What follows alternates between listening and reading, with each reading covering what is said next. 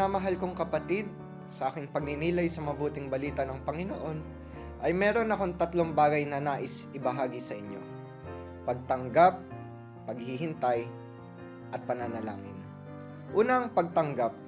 Ilalagay ko ito sa konteksto ng pagtanggap ni Elizabeth kay Maria sa kanyang mahal na tahanan. Naalala ko noon na pag may minamahal na bisita na pupunta sa bahay, ay naghahanda kami ng pagkain at naglilinis ng bahay upang maging presentable at kaaya-aya. At habang tumatanda ako, ay napagtanto ko na hindi pala sapat ang paghahanda ng panlabas o external lamang. Importante rin pala ang kahandaan ng loob o disposisyon sa kadahilanan ng presensya na nais kong iparating sa mga bisita. Ang pangit naman tignan kung ang bahay ay maayos, pero ang panloob na disposisyon ng nag-ayos ay di ka nais-nais.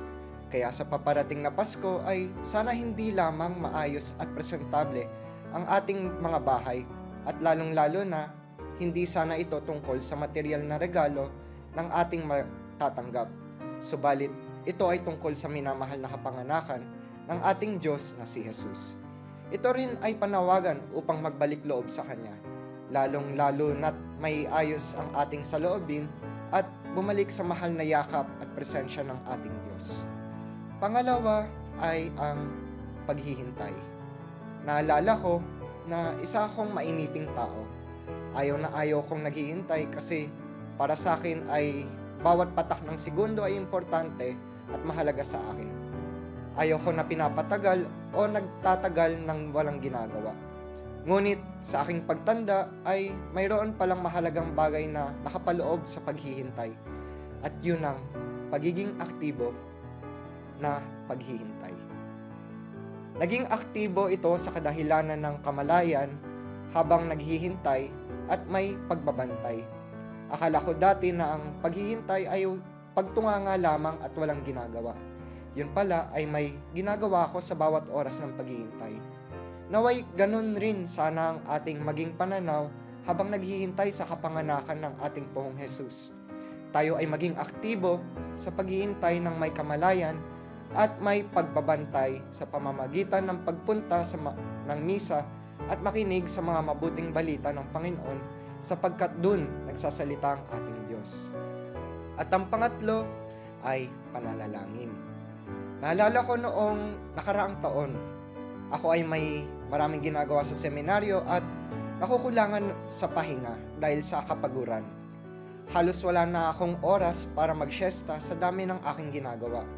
Isang gabi, bago ako matulog, ay nanalangin ako at biniro ko ang Diyos at sinabi ko, "Di ba Lord, Ikaw ang nagbibigay ng pahinga?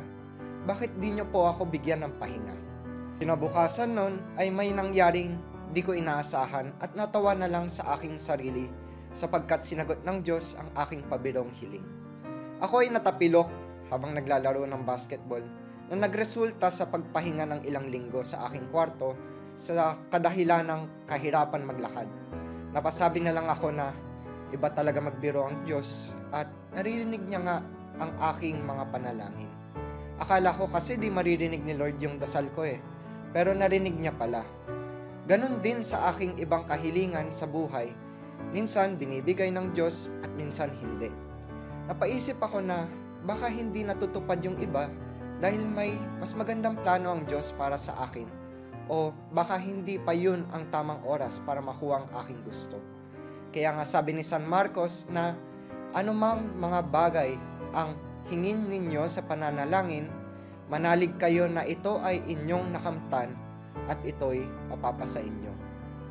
Kaya naway wag sana tayong mawalan ng pag-asa sa pananalangin dahil ito lamang ang ating sandata at pinanghuhugutan ng lakas sa ating pang-araw-araw na paglalakbay sa ating mundo.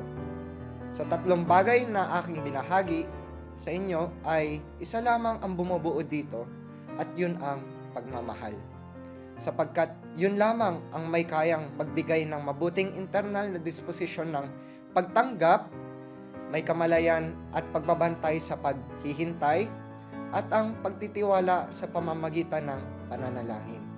Naway makita natin si Jesus sa ating araw-araw at ordinaryong buhay sapagkat siya ay laging nasa piling, nasa isip, nasa puso natin.